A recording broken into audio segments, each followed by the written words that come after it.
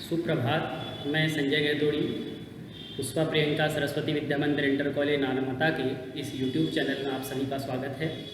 कक्षा 9 में सामाजिक विज्ञान के अंतर्गत भूगोल विषय में हम पाठ 2 का अध्ययन कर रहे हैं, भारत का भौतिक स्वरूप। तो इसमें से हमने मुख्य रूप से जो 6 भौगोलिक आकृतियों में भारत को बांटा था, उसमें से हमने अधिकांश के बारे में बता दिया है। अब जो कुछ टॉपिक बचे हैं उनमें आज अगला है तटीय मैदान।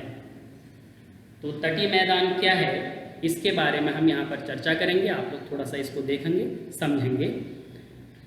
हमने उत्तर मैदान के बारे में पढ़ा था, उत्तरी मैदान के बारे में पढ़ा था, या उसको आप कह लें उत्तर भारत का मैदान कह लें। उत्तरी मैदान के बारे में हमने अध्ययन किया था। अब ये तटीय मैदान क्या है, इसको थोड़ा सा यहाँ पर समझेंगे। उत्तर के मैदान में हमने क्या कहा कि ये वाला जो क्षेत्र है, ये वाला जो क्षेत्र है, ये उत्तरीय मैदान के अंतर्गत आता है, जिसका निर्माण सिंधु नदी तंत्र, गंगा नदी तंत्र और इधर को फिर ब्रह्मपुत्र नदी तंत्र के द्वारा हुआ है।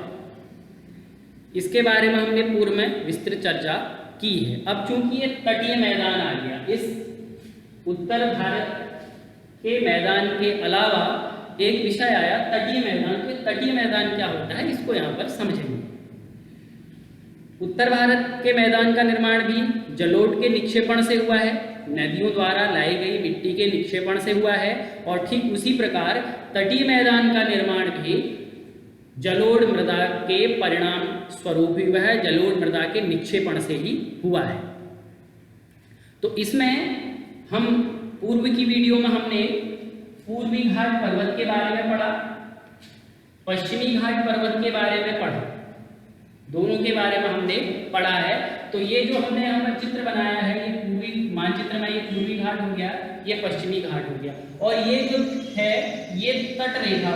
तट का अर्थ क्या होता है, समुद्र के किनारे का हिस्सा, समुद्र के किनारे, नदी का तट कहते हैं, जहाँ पर नदी समाप्त हो रही है, जल समाप्त हो रहा है, उसके बाद जो भूमि शुरू हुई उसको हम तट कहते हैं।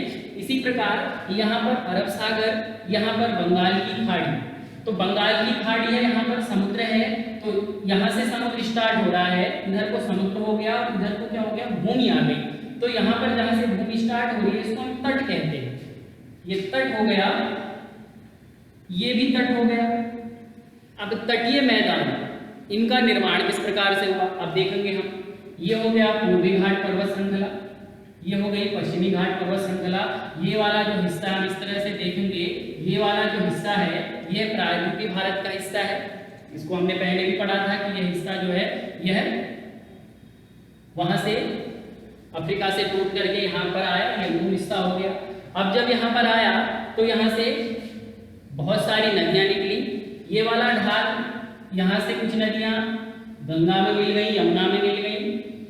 यहाँ पर से जो नदियाँ हैं वो बंगाल की खाड़ी की तरफ गई, और इस तरफ की नदियाँ नर्मदा, ताप्ती आदि बंगाल की खाड़ी में गिरी। अब जब ये नदियाँ यहाँ से पूर्वी घाट पर्वत श्रृंखला से निकल करके समुद्र की ओर जा रही हैं, तो अपने साथ स्वाभाविक ही है, अपने साथ क्या लेकर के जाएंगी, अवसाद लेकर के जाएंगी, निक्षेपण लेकर के जाएंगी, मिट्टी को अपने साथ साथ बहा करके ले जाएंगी। और इस वाले स्थान पर उन्होंने मिट्टी को बिछा दिया, इस वाले स्थान पर उन्होंने मिट्टी को बिछा दिया, डेल्टा का निर्माण कर दिया। तो एक संकरी पट्टी, एक संकरी पट्टी जो पूर्व में है और इधर पश्चिम में है। दक्षिण भारत में जब हम जाते हैं, दक्षिण भारत की पूर्व दिशा में एक संकरी पट्टी है, समुद्र के साथ साथ, तट के साथ साथ एक संकरे मैदान का निर्माण हुआ है, पूर्व में भी और पश्चिम में भी, जिसे हम क्या कहते हैं, तटीय मैदान कहते हैं। तो बहुत सारे जो शहर हैं जैसे बॉम्बे, ये इसी तटीय मैदान में हो गया, इधर चेन्नई ये इसी तटीय मैदान में हो गया, तो इसको हम तटीय मैदान कहते हैं। तो जलोढ़ मृदा, मृदा वाले चैप्टर में जब हम पढ़ेंगे तो जलोढ़ मृदा एक तो यहाँ पर पाई जाती है उत्तर भारत के मैदान पर, उसके अलावा कहाँ पर पाई जाएगी, ये तटीय जो क्षेत्र है यहाँ पर भी जलोढ़ मृदा पाई जाएगी। वजह क्या है, इन तटीय मैदान का निर्माण भी नदियों द्वारा लाए गए निक्षेपण के परिणाम स्वरूप हुआ है, जो नदी अपने साथ अवसाद लाई है। नदियों द्वारा लाए गए अवसाद, अवसाद आप समझते हैं मिट्टी, कंकड़, पत्थर, ये बालू, रेत, मिट्टी के कण, ये सब ला करके जो बिछा देती है उसको हम निक्षेप अवसाद कहते हैं। और अवसादों के निक्षेपण के फलस्वरूप भी इसका निर्माण हुआ है। एक सक्रिय पट्टी के रूप में है। ठीक हो गया। अब पूर्वी घाट पर्वत श्रृंखला, ये समुद्र तट, इसके किनारे के साथ साथ इसका निर्माण हुआ है, तो इसका अलग अलग नाम है। जैसे उड़ीसा में इस तटीय मैदान को, तटीय क्षेत्र है, ध्यान रखेंगे, समुद्र के किनारे किनारे का क्षेत्र, उड़ीसा में इसको कहते हैं उत्कल तट। उड़ीसा में जो है सक्रिय पट्टी का निर्माण हुआ, इसको कहते हैं उत्कल तट। इसके नाम अलग अलग राज्यों में अलग अलग नाम है इस तटीय मैदान के। यहाँ पर हो गया उत्कल तट। फिर एक झील भी पाई जाती है, वो यहीं पर पाई जाती है, चिल्का झील। अब ये समुद्र के किनारे है, तो यहाँ पर इसका जो झील का पानी होगा, समुद्री पानी उसमें मिलने की वजह से उसका झील का जो पानी का स्वाद होगा खारा होगा। तो ऐसे ही ये उत्तरी सरकार तट हो गया, आंध्र प्रदेश में उत्तरी सरकार तट कहते हैं इसको, उत्तरी तटीय मैदान को।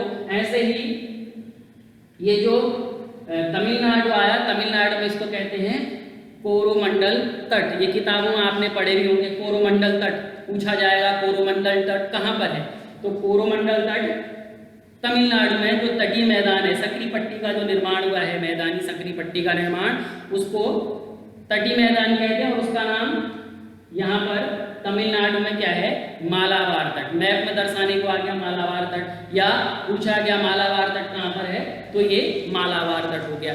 ऐसे ही यहाँ पर पश्चिम में भी जो तटीय मैदान है, इसके भी अलग अलग नाम है। इस सक्रिय पट्टी, इस मैदानी क्षेत्र का भी यहाँ पर अलग अलग नाम है। तो यहाँ पर गुजरात से लेकर के गोवा तक का जो ये पट्टी है, इसको कहते हैं कोंकण तट। कोंकण तट ये हो गया कोंकण तट। फिर उसके बाद ये गोवा से लेकर के मंगलोर कर्नाटक तक को कहते हैं कन्नड़ तट। और उसके बाद मंगलोर से लेकर के केरल में इसको कहते हैं मालाबार तट। और मालाबार तट का अधिकांश हिस्सा कहाँ पर है, केरल में है। तो सामान्यतया जब हम मालाबार तट की बात करते हैं तो सीधे सीधे कई बार उसका इंटेंशन जाता है केरल के लिए। तो ये चीजें ध्यान रखनी है। केरल का जो तटीय मैदान है उसका नाम है मालाबार तट, और तमिलनाडु का जो तटीय क्षेत्र है, तटीय मैदान है, उसका नाम है कोरोमंडल तट। ये पहले वाले पार्ट में भी हमने पढ़ा था कि गुजरात से लेकर यहाँ तक क्या है, तट रेखा है। तो इसमें तट रेखा है, तट है, तो उसके साथ साथ तटीय मैदान भी होगा, और उस तटीय मैदान का अलग अलग नाम है। अब अगली बात इसमें क्या है, ये जो तटीय मैदान है यहाँ पर लैगून पाई जाती है। लैगून जैसे केरल में है या तमिलनाडु में है, यहाँ पर लैगून पाए जाते हैं। लैगून का अर्थ क्या हो गया, लैगून का अर्थ हो गया जिन झीलों के पानी का स्वाद खारा होता है उनको लैगून कहा जाता है। अब चूंकि ये तटीय क्षेत्र है, यहाँ पर जो झीलों का निर्माण हुआ, ये समुद्र है, समुद्र तट से टकराया, तट को काट करके उसने झील का निर्माण कर दिया।